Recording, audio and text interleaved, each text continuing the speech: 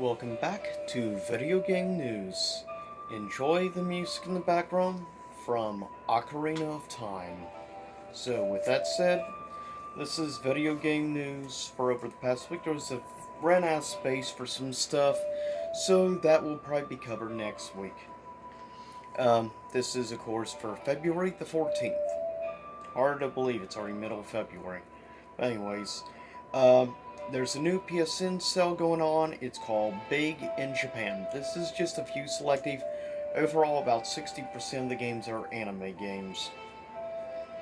Uh, First, we have Dragon Ball Z Kakarot. Is on sale for $23.99. Jump Force for $14.99. Kingdom Hearts All in One, which is 1.5, 2.5, and 2.8, all combined together, one collection, and it is on sale for $25. So you're talking about having quite a bit, in all honesty. You're talking quite a few games, needless to say. Next, we have Dark Souls 2 is on sale for $9.99, which I highly recommend. Also, Dark Souls 3 for $14.99. Kingdom Hearts Melody of Memory is on sale for $40.19. Uh, the last Guilty Gear game that came out, Xrd or whatever, Rev 2 for $11.99.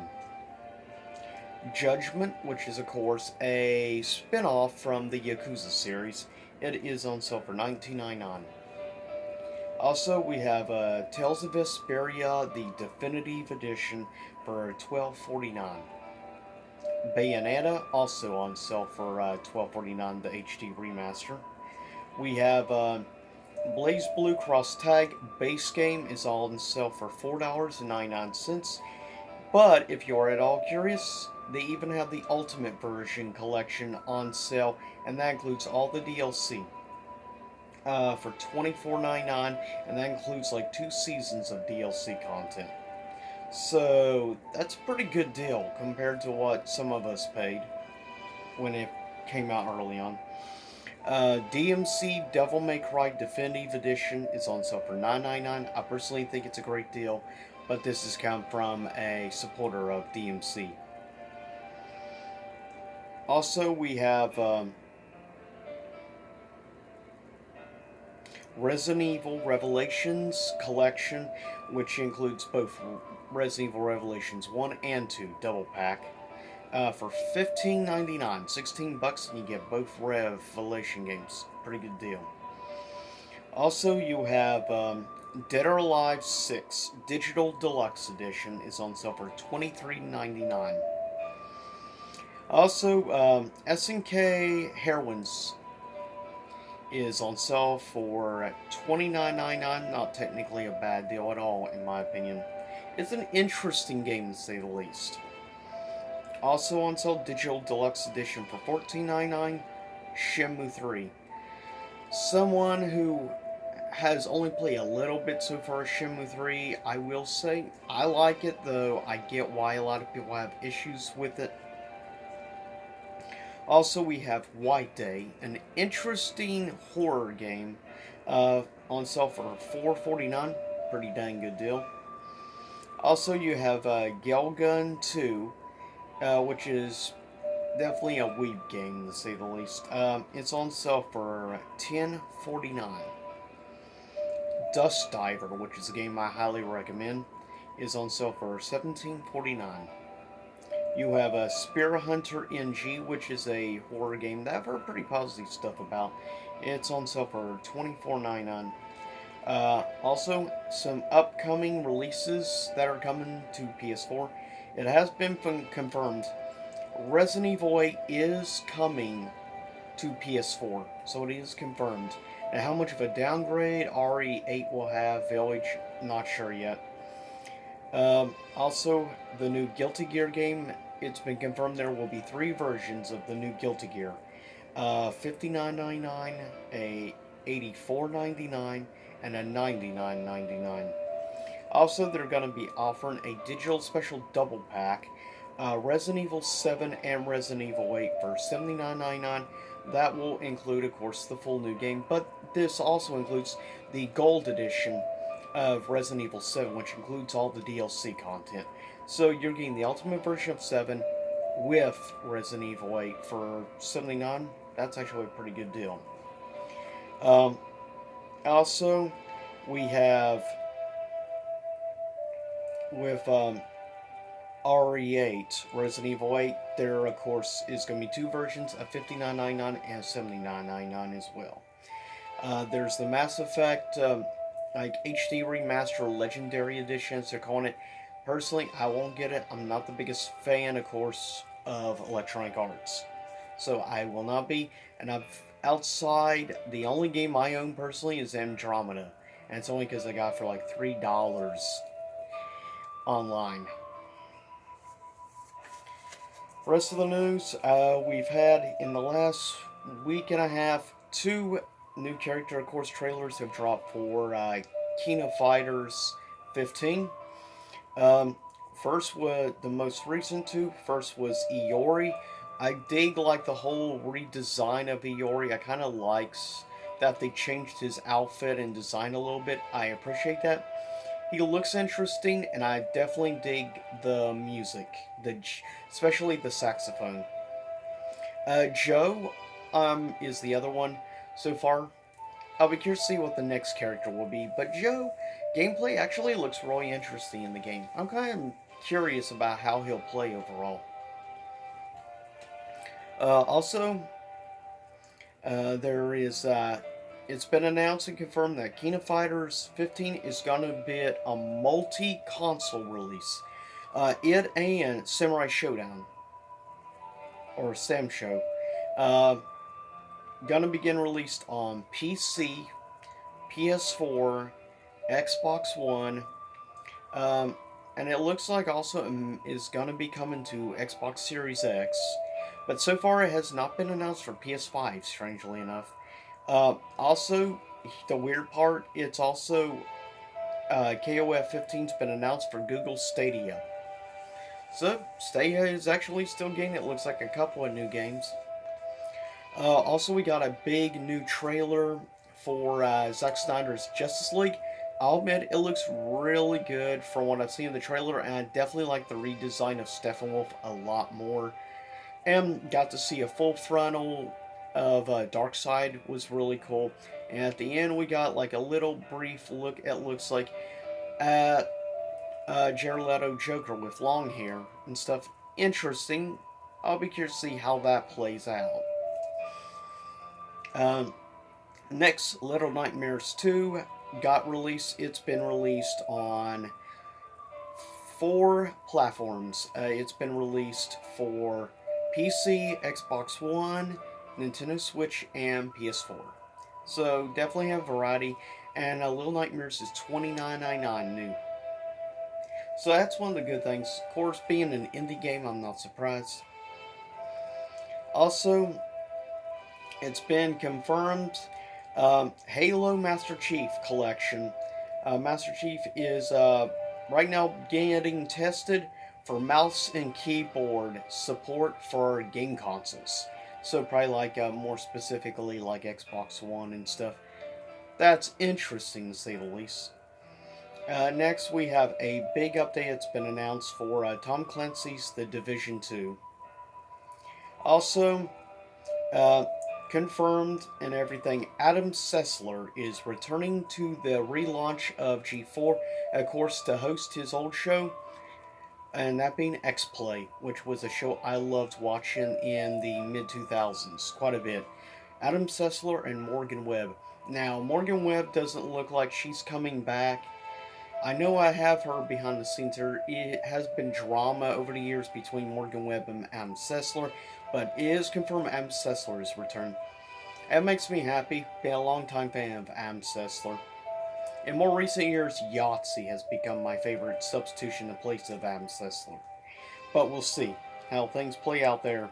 Also announced Animal Crossing is doing a special add-on for the Lunar New Year with special items celebrating the Lunar New Year for a limited time. Also, it's been confirmed WandaVision, by the way, just quick mention on WandaVision. Interesting little clip about a week ago in the previous episode. We saw, spoiler alert, the return of a certain actor who played Quicksilver in the X-Men universe, or the 20th Century Fox universe. So that was really interesting, and I definitely appreciate it as a really nice little Easter egg to those of us who are big fans of the 20th Century Fox X-Men era. Also, Capcom just recently opened up how Capcom, and if you want to read the full article, you can find the full article of this story on Game Informer's website. So check it out if you're interested. Capcom opens up on why they decided to bring back Ethan Winters as the main character in Resident Evil 8. Also, Oddworld Soulstorm coming this spring to PSN and to the Epic Store. So it's going to be exclusively on console, strictly on PS probably 4 and 5, and also on PC it's going to be exclusive to the Epic Store. No surprise, Epic has been getting a lot of exclusives. But as a big Oddworld fan, I am glad finally a new game is coming. Also, Kingdom Hearts, it's been confirmed. Kingdom Hearts series is coming to the Epic Store. So for the first time ever, Kingdom Hearts is getting an actual PC release.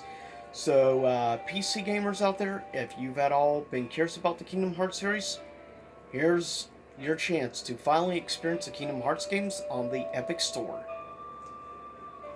Also, Street Fighter V info we got to see a little bit more gameplay and stuff for Dan.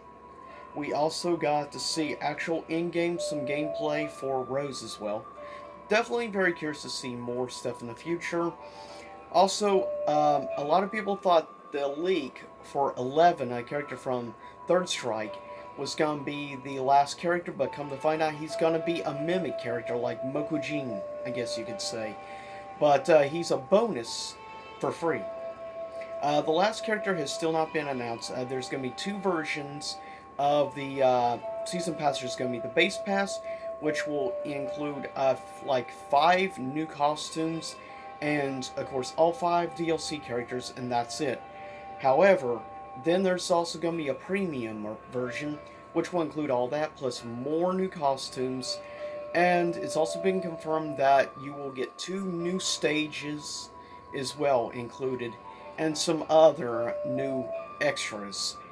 Now, if you're curious the price, the base version, if you just want the characters, is going to be $24.99, and then the premium version is going to be $39.99.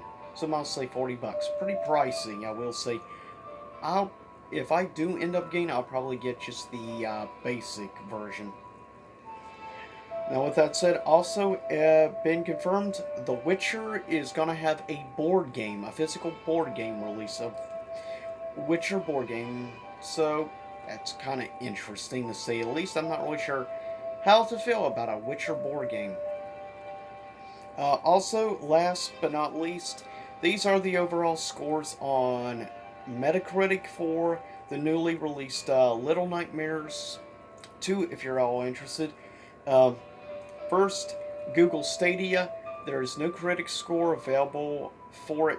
User score on Stadia right now is at 5.5 out of 10. Next is the Nintendo Switch version, which has an 84% critic rating, pretty good, and has a 7.8 out of 10, of course, user score. Xbox One has an 81% critic and a 7.5 user score.